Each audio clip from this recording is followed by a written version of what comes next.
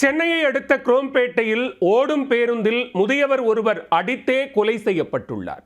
சிறிய வாக்குவாதம் கொலையில் முடிந்துள்ளது. பேருந்திற்குள் நடந்தது என்ன?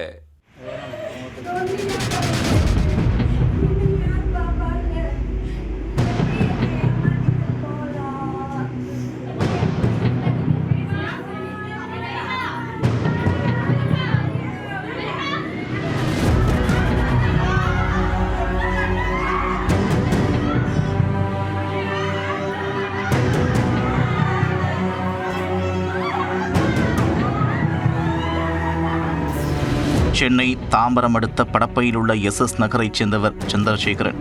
74 வயதான இவர் மின் பணியாளராக பணிபுரிந்து ஓய்வு பெற்றவர். சந்திரசேகரன் தாம்பரம் மெப்ஸ் பேருந்து நிறுத்தத்திலிருந்து வடபழனி நோக்கி சென்ற அரசு பேருந்தில் ஏறியிருக்கிறார். அதே பேருந்தில் விழுப்புரம் மாவட்டத்தைச் சேர்ந்த 25 வயதான அமர்நாத் என்ற இளைஞரும் பயணம் செய்துள்ளார்.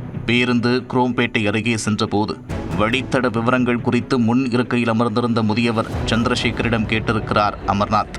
அதற்கு சந்திரசேகரன் சரியாக பதிலளிக்காததால் இருவருக்கும் இடையே கடும் வாக்குவாதம் ஏற்பட்டுள்ளது. ஒரு கட்டத்தில் ஆத்திரமடைந்த அமர்நாத் முதியவர் என்றும் பாராமல் சந்திரசேகரனை தகாத வார்த்தைகளால் திட்டி கையால் முகத்தில் சரமாரியாக குத்தியுள்ளார். இதில் நிலைகுலைந்த சந்திரசேகரன் பேருந்தின் உள்ளேயே மயங்கி விழுந்து விட்டார். உடனடியாக அங்கிருந்த சக பயணிகள் அவரை மீட்டு ஆட்டோ மூலம் தாம்பரம் அரசு மருத்துவமனைக்கு கொண்டு சென்றனர்.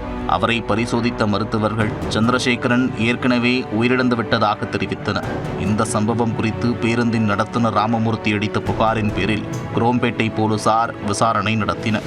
அமர்நாத் மீது பொதுவெளியில் ஆபாசமாக திட்டுதல், கொலை வழக்கு உள்ளிட்ட பிரிவுகளின் கீழ் வழக்கு பதிவு செய்து அவரை கைது செய்தனர். மேலும் அவரிடம் விசாரணை செய்ததில் அமர்நாத் கட்டிட தொழிலாளி என்றும் சில மாதங்களுக்கு முன்பு போதை மறுவாழ்வு மையத்திலிருந்து வந்ததும் தெரிய வந்தது. அமர்நாத்தை குற்றவியல் நடுவர் நீதிமன்றத்தில் ஆஜர்படுத்தி புழல் சிறையில் அடைத்தனர்.